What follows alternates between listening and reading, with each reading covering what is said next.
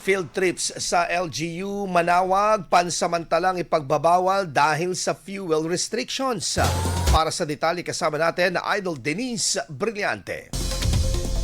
104.7 IFM Report.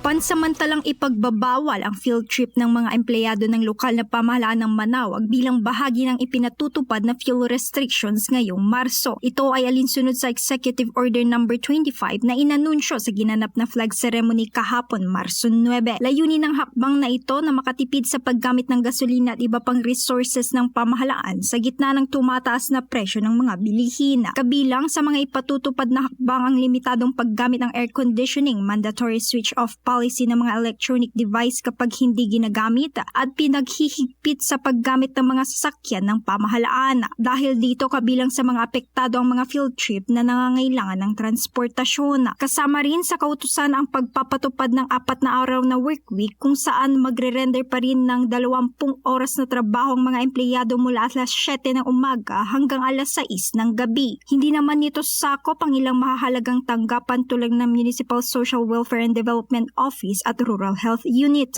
Patuloy rin ang 24/7 na operasyon ng Philippine National Police Bureau Fire Protection at Municipal Disaster Risk Reduction and Management Council. Hinikayat ng pamahalaan ng mga empleyado na gumamit muna ng pampublikong transportasyon o mag-commute sa pagpasok sa trabaho upang makatipid sa gasolina. Kasama mo mula rito sa IFM News Dagupan, ito si Idol Denise Brillante Tatak. IFM IFM News. IFM News. IFM News.